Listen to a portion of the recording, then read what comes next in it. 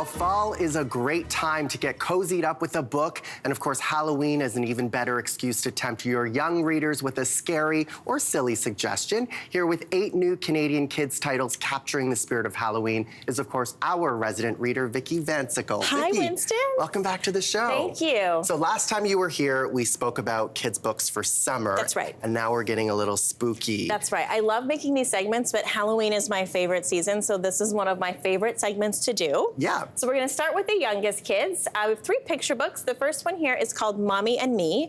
And what I like about this book, it's actually just a slice of life book about what it's like to be a kid who's got very hectic energy with a parent figure. So the wee wolf is the kid figure. The mommy is the mommy or parent figure. And it just goes throughout their day. And it's very much a story about the ups and downs of parenting and being a child.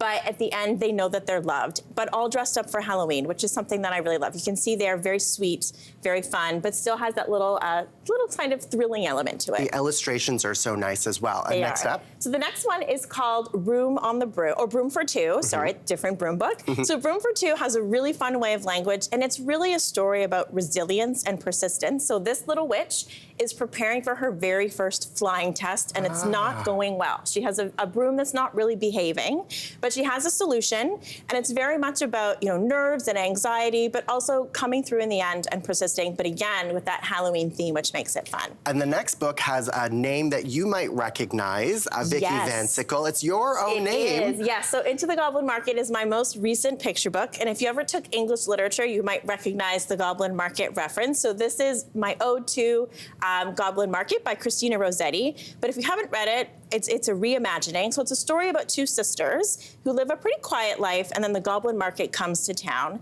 and one sister goes and doesn't come back. So the other one has to go and rescue her.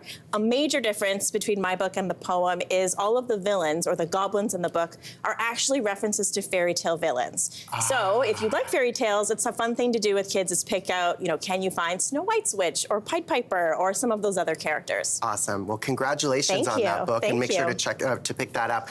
The next one, I think people will recognize, Scaredy Squirrel. Scaredy Squirrel, the most famous squirrel, specifically in Canadian books. So Scaredy Squirrel and Halloween is a perfect combination. He's a really anxious guy, but this is a really sweet way of looking at the things that might make some kids nervous about Halloween, also make Scaredy nervous, and he has a really great supportive group of friends, and it really takes any edge off that someone might have about Halloween in a very silly way. And I love the pictures in that one. Yes. Too. Super simple and super easy to follow along. Definitely. Okay, we've got 3 books for the 10+ crowd now. That's right. So the first 2 both have a ghost theme. So Taxi Ghost is a graphic novel. It's about a girl who comes into her powers as a medium in Montreal, and the ghosts in Montreal are generally quite friendly, but there's one group that's not quite so friendly, and it gets involved in a property developer who's kind of nefarious, who is alive, he's not a ghost, and they want to sort of save their neighborhood. So it has this really nice community feel, as well as being about ghosts, which I thought was fun.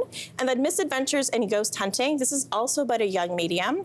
The ghosts in this book are a little more varied and a little more nefarious. So it's about a young girl who, again, can see ghosts. She sees the first one when they set fire to her family's family altar, which is not a great thing. And she realizes that she actually has to do something about these ghosts. And they're connected to her family ancestry. She's Chinese-Canadian, and there's a lot of Chinese culture and mythology in there as well. Amazing. Okay, we've got 20 seconds left. The final one is from his debut author. Yes, that's right. Cheryl Isaacs, The Unfinished. This is about a story about the Ragged Man, which is folklore in this town, and a young woman must connect with her own heritage. She's a Mohawk person, sort of help defeat the Ragged Man in this very creepy black pool of water that's following people and stealing souls. So fun. Vicki, it's a pleasure as always. Thank you so much for coming on the show. My pleasure. Happy Halloween. Happy Halloween to you. All right. If you liked that video, make sure to subscribe to the Your Morning YouTube feed, where you can find all kinds of new content posted every weekday morning.